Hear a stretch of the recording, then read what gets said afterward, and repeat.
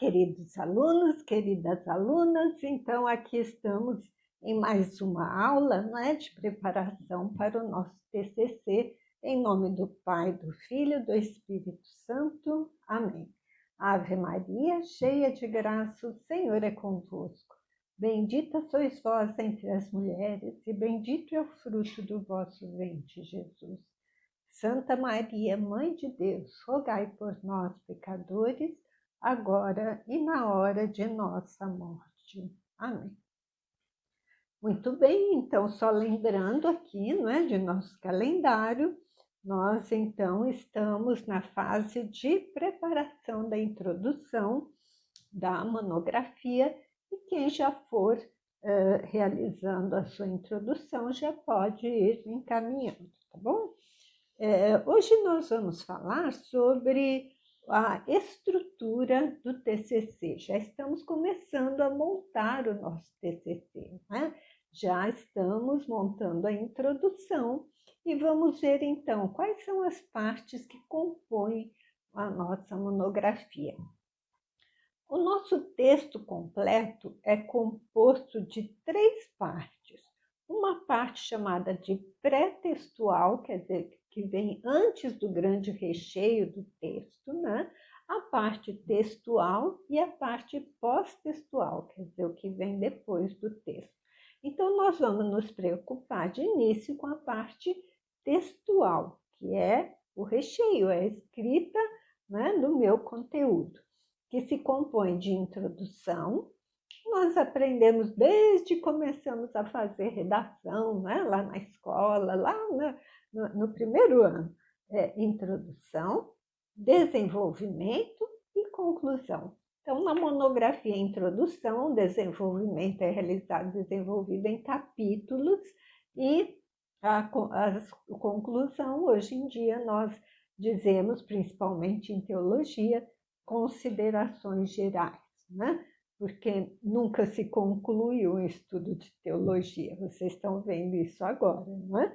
Quando nós começamos a monografia, achamos que fôssemos abranger com profundidade o tema que queremos estudar. Não, cada estudo leva a um novo aprofundamento, né? Então, por isso é que nós falamos em considerações finais e não em conclusão. Então, essa é a parte textual, né? Introdução, capítulos e considerações finais. O que vem antes dessa parte textual? Algumas partes obrigatórias e outras partes opcionais ou facultativas, né? E depois do texto também alguma coisa obrigatória e outras opcionais. Então, começando, a nossa monografia começa com uma capa, a capa é obrigatória, depois da capa vem uma folha de rosto. Então, agora nós vamos ver o que cada uma dessas partes compõe, né? O que consiste cada parte dela. Depois, a ficha catalográfica, uma dedicatória que é opcional, quem quer faz, quem não quer não faz. Normalmente, né, a gente gosta de fazer. Dedico esse trabalho a quem, né? Agradecimentos, que também é opcional. Epígrafe é opcional, vou explicar o que significa cada uma dessas partes, né? E cada uma dessas partes numa página nova. Resumo na língua vernácula, obrigatória, então no português, resumo com as palavras-chave. Depois, listas de ilustrações, de tabelas, siglas e abreviaturas, tudo isso é opcional, mas não é nem opcional. Se tiver no meu trabalho, eu preciso fazer, né, essa lista. Então, se o meu trabalho tiver abreviaturas e siglas, então eu preciso colocar uma folha de abreviaturas e siglas antes do sumário, tá bom? E depois, então, o sumário. Todas essas páginas, não é, que vêm compondo o meu trabalho são chamadas de pré-textuais, quer dizer, vem antes da introdução. A introdução começa praticamente o meu texto, depois o desenvolvimento em capítulos. Não escrevo a palavra desenvolvimento, né? Só escrevo os títulos dos capítulos e vou desenvolver. E no final, considerações finais.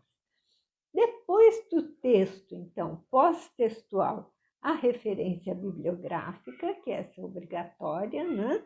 E o apêndice opcional e anexos opcionais também. Essa estrutura segue as normas da ABNT. Então, existe uma lei, não é, que fala, uma norma, aliás, que dita essas regras, como deve se estruturar uma monografia. Então, assim que nós vamos estruturar o nosso trabalho. Então, vamos passo a passo agora, desde o início. Eu sugiro que vocês peguem, né, o texto da aula e vão acompanhando para vocês olharem, entenderem direitinho, né? Primeira coisa, a capa da minha monografia. A capa é um elemento obrigatório, porém a disposição, né, dos dados na capa é a instituição que estabelece. Então, posso ver, mas na UNB o nome da UNB vem embaixo, não vem em cima, então isso está errado. Não, é porque cada instituição estabelece uma norma para a capa, tá bom? Então, nós aqui temos esse modelinho da capa, que está aqui no texto para vocês. Em cima vem o nome da faculdade, depois, não é? No caso, o nome do aluno, como se, o curso, né?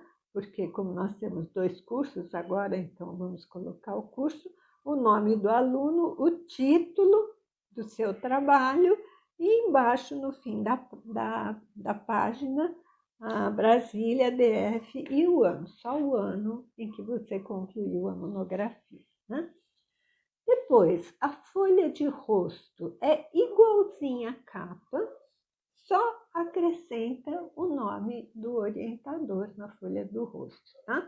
Então, também é elemento essencial, contém os mesmos dados da capa, acrescido do nome do professor orientador abaixo do título do trabalho e alinhado à direita. Todos os dados da capa são centralizados, tá bom?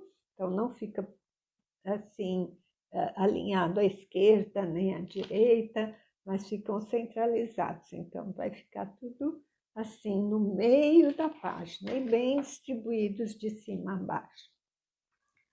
Muito bem, e a ficha catalográfica? A ficha catalográfica traz as informações fundamentais, né? O autor, o título, local, assunto, número de folhas, deve ser impressa no verso da folha de rosto, da página anterior, né? Na metade inferior da página, e é contida num retângulo, então essa tem a margem, né, em volta dos dados, de aproximadamente 12 por 7 12,5 por 7,5, e aparece no verso da folha de rosto, tá? Então, é a única folha na monografia que antigamente aparecia frente e verso. Hoje já é permitido que o texto da monografia seja impresso frente e verso, devido, né, às questões ecológicas, economia de papel, etc.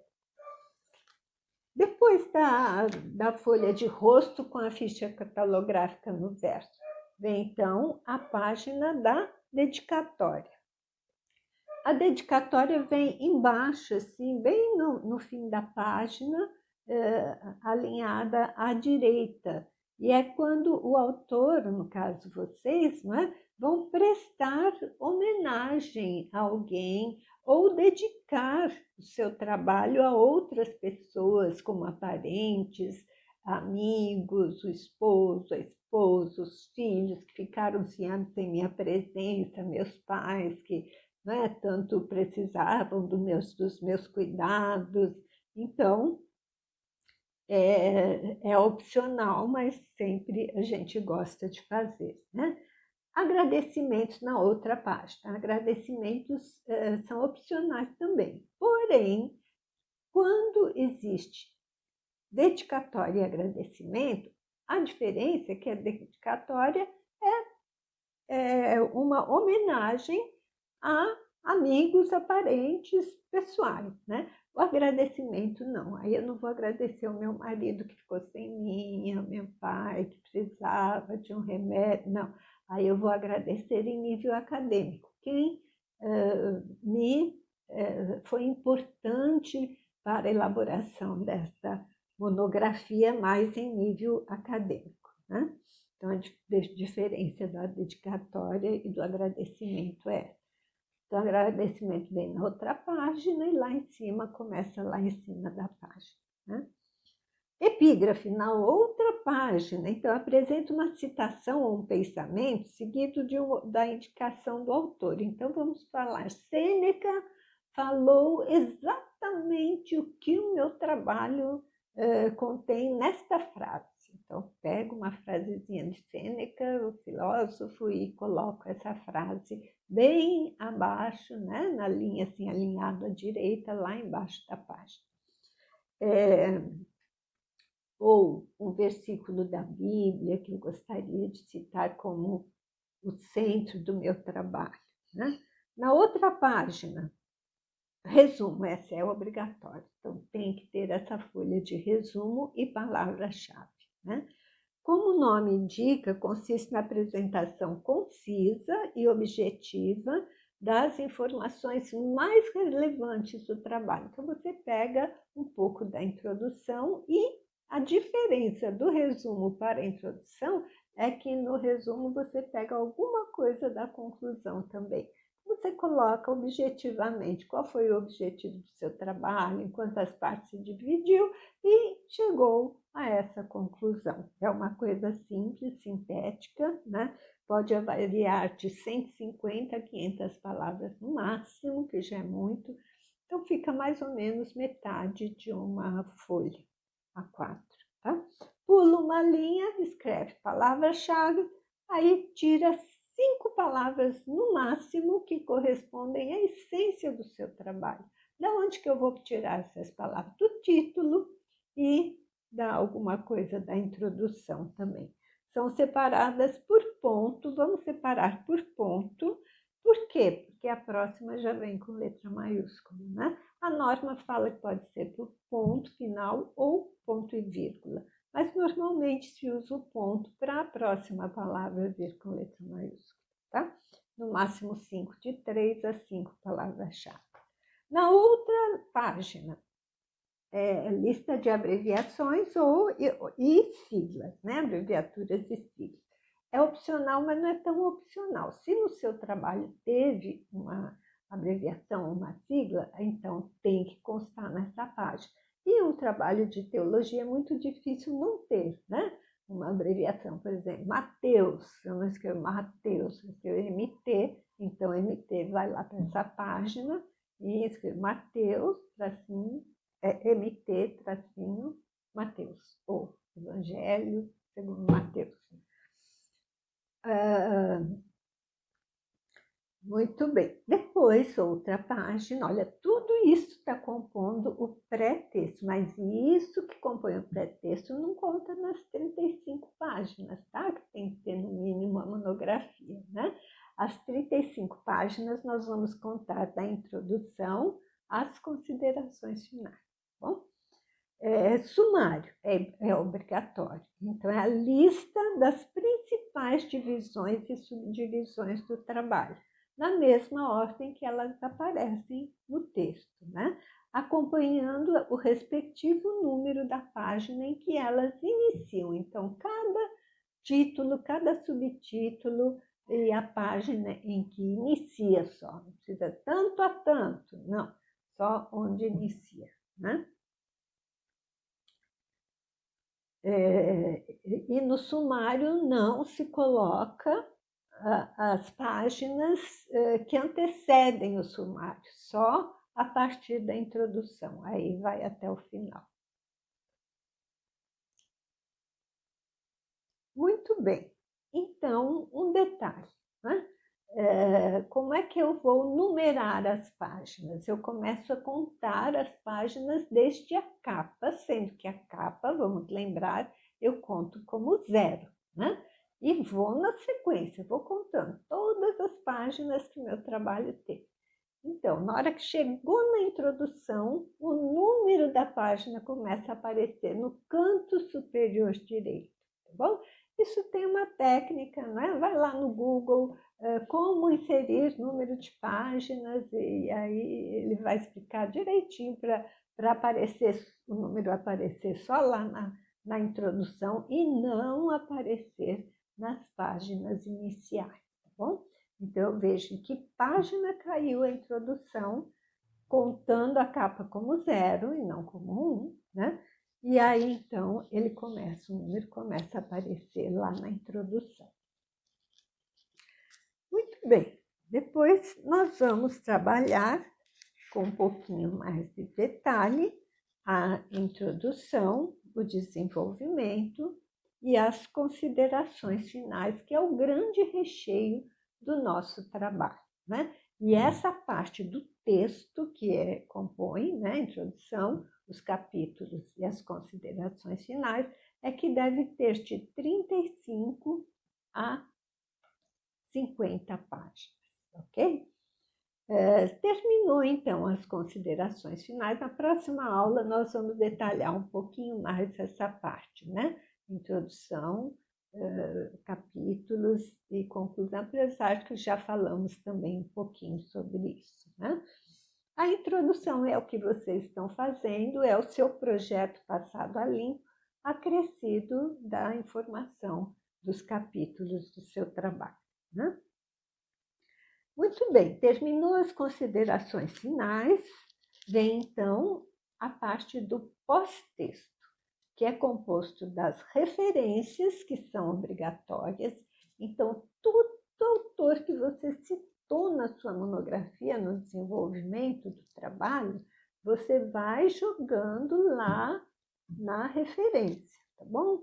Na referência final é a relação de todas as obras consultadas, de todos os autores pesquisados, de todos os sites, tudo que você consultou e citou no trabalho, tá? Ah, mas eu consultei, mas não usei. Posso citar na referência? Aí não, só das que estão citadas no trabalho. Então, é uma listagem final de todas as obras. Essa listagem atende à norma da ABNT também, né? Primeiro começa com o sobrenome do autor, todo em maiúsculo, depois vem vírgula, nome só com a inicial maiúscula, o resto minúscula, ponto, título da obra em itálico ou negrito, ponto, número da edição a partir da segunda, quando é a primeira não precisa colocar, tá bom? Porque não teve modificação nenhuma, foi a primeira, né? Então, a partir da segunda, põe 2.ed com minúsculo, tá bom? Cuidado que o computador, às vezes, logo automaticamente põe o ED maiúsculo, porque vem depois do ponto, né? Então, 2.ed, não é 2azinho, não, 2.ed, né? O estado da editora São Paulo, por exemplo, se for um livro que eu usei da Paulina, São Paulo, 2 pontos, Paulinas, vírgula, e o ano da edição do livro, ok? Então, essa é a norma para referência. Se eu consultei no site, a partir do título, até o título é igualzinho. Depois do título, ao invés de colocar São Paulo, Paulinas, eu vou colocar disponível no site tal, acesso em tal data, né? Então, esta é a norma da referência. Notas de rodapé. As notas de rodapé enriquecem muito o trabalho. E na monografia, ela normalmente enriquece quando ela é uma nota explicativa, né? Então, alguma explicação que não cabe no texto do trabalho, não estou falando sobre aquilo, mas é bom explicar para o leitor entender, né, o contexto daquela situação, ou o significado de uma palavra que não é muito usual no nosso vocabulário, né? Então, as notas de rodapé são muito interessantes de constar no trabalho, né, na monografia. Além de que elas citam também as referências breves, né? Então, eu fiz uma citação no meu texto, então a referência breve de quem é aquela citação vem ali embaixo na nota de rodapé, ok? Depois, então, das referências, se tiver aí optativo, glossários, se quiser fazer uma lista de termos, não é? Que seria bom explicar o significado, mas no trabalho filosófico, ou quem trabalha com um tema que abranja também a questão filosófica, explicar certos termos, até teológicos também, né? Interessante, mas é opcional, aí depende, né, do tipo do seu trabalho, né? E apêndices e anexos. O que são? Qual a diferença de apêndice e anexo? Apêndice é um artigo ou uma entrevista que foi de autoria do próprio autor do trabalho e anexo de outro autor, né? Então, eu peguei um texto da entrevista do Papa Francisco que ele deu aos estudantes. Eu peguei um texto, um pedacinho daquela entrevista e coloquei lá no meu trabalho, no desenvolvimento de um capítulo, e lá eu cito, veja a entrevista na íntegra, no anexo tal. Aí eu coloco a entrevista inteira lá no anexo, ok? É um exemplo, né? Muito bem, recomendações importantes. A redação do TCC vai se fazendo conforme o trabalho for se realizando, tá? Então, não deixe sempre, eu vou ler tudo primeiro, depois começar a escrever, não.